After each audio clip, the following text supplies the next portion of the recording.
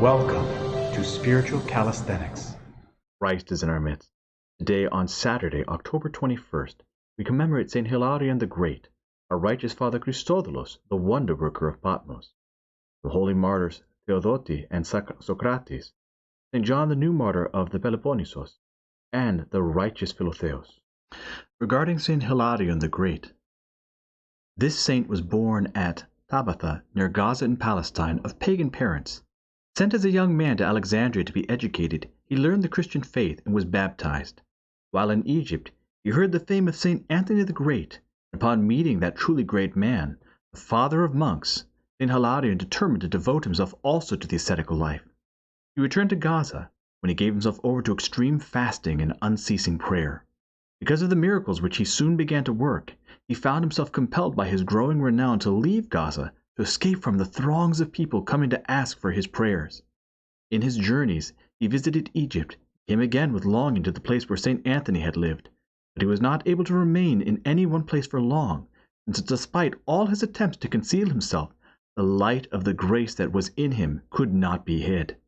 After passing through Egypt and Libya, and sailing to Sicily, he came at last to Cyprus, where he ended the course of his life at the age of 80 in the year 372. With the rivers of your tears you have made the barren desert fertile. Through the sighs and sorrows from deep within you, your labors have borne fruit 100-fold. By your miracles you have become a light shining upon the world. O Hilarion, our Holy Father, pray to Christ our God to save our souls. As we gather on this day, we sing with your praise and acclaim you as a never-setting light of the bright spiritual day star.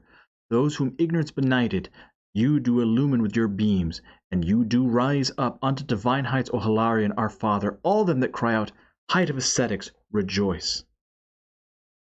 Regarding St. Christodoulos of Patmos, our venerable father Christodoulos was born near Nicomedia in Bithynia around the year 1020.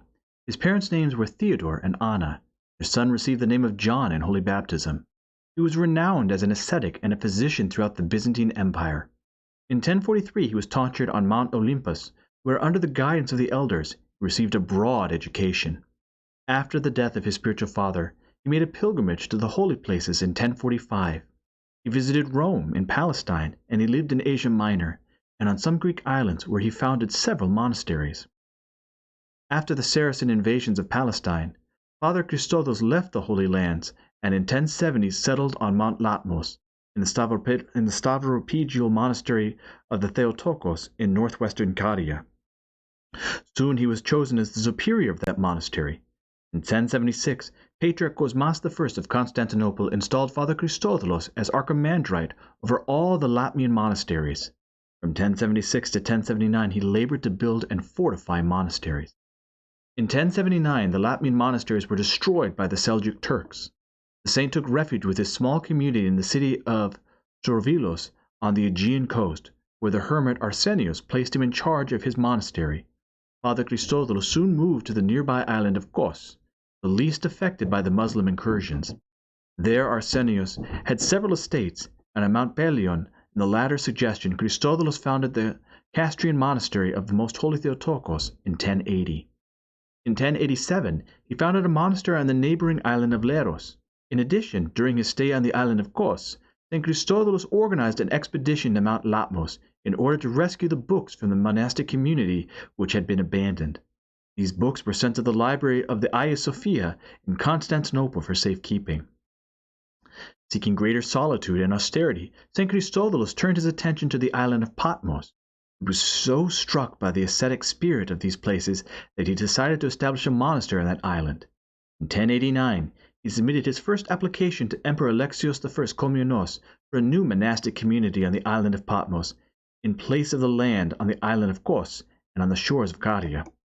According to a crucible issued in 1088, the emperor gave the island of Patmos to Father Christodoulos as an eternal, inalienable property, exempting it from all taxes. It forbade government officials to act on the island. In fact, the island was withdrawn from the jurisdiction of the state's administration, and all judicial and administrative power of this island were consecrated in the hands of the igumenon of the monastery.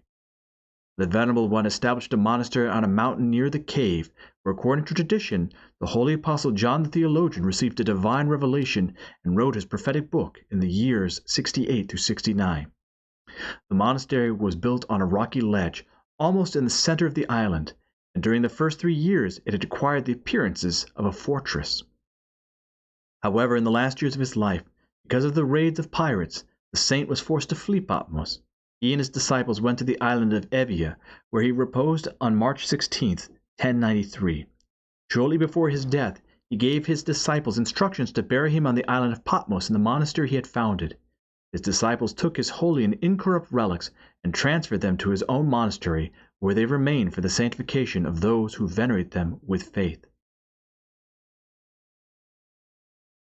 So therefore, Saint Christodoulos is commemorated both on March 16th, which is the day that he passed, and on October 21st, the transfer of his holy relics. O brethren, let us honor the godly-minded Christodoulos with hymns, the offspring of Nicaea, the boast of Patmos, and the glory of monks. Let us venerate his relics, and so receive healing of soul and body, crying out, Glory to him who strengthened you, glory to him who crowned you, glory to him who through you works healings for all. Since we possess your relics as a holy place of healing for all our diseases and afflictions, we are delivered from them. We cry aloud to you, rejoice, O renowned Christodoulos. I consider myself truly blessed because in the year 2005, I was able to be, not 2005, in the year 2004, I was honored to be a tour guide on the island of Patmos in the monastery of St. John the Theologian, which is the monastery founded by St. Christodoulos. So every single day I was particularly honored to venerate the relics of the great St. Christodoulos. We also wish Father Christodoulos Margelos, a close and dear friend, Chroniopola, on this his feast. From the Gospel according to St. Luke. At that time Jesus entered Capernaum. Now a centurion had a slave who was dear to him, who was sick and at the point of death. When he heard of Jesus, he sent to him elders of the Jews, asking him to come and heal his slave. When they came to Jesus, they besought him earnestly, saying, He is worthy for you to do this for he loves our nation, and he has built us our synagogue. And Jesus went with them. So in other words, this centurion meaning a man that is over 100 troops, he is a good man. He is good to the Jews. He built them their synagogue so that they could have a place to worship. And this slave, it doesn't necessarily mean the same way that we connotate slave as like sklavos, where we think of roots with beatings and what have you. This is a servant that is very, very dear to him. And when Jesus went with them, and when he was not far from the house, the centurion sent friends to him, saying to him, Lord, do not trouble yourself, for I am not worthy to have you come under my roof. Therefore I did not presume to come to you, but say the word, and let my servant be healed. For I am a man set under authority, with soldiers under me. I say to one, Go, and he goes. To another, Come, and he comes. And to my slave, Do this, and he does it.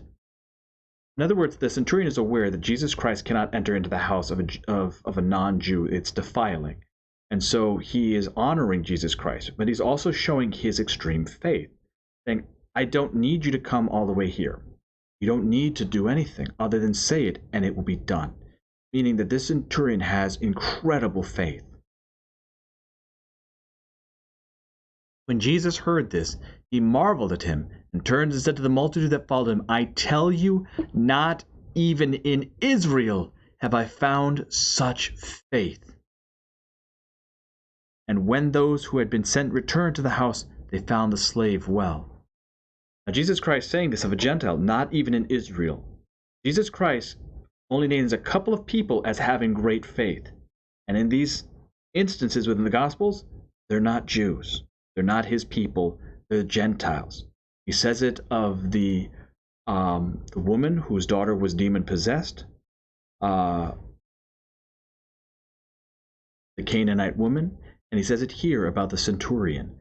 So these are models for us to follow in faith. I hope that you've enjoyed today's Spiritual Calisthenics. Have a blessed and wonderful day.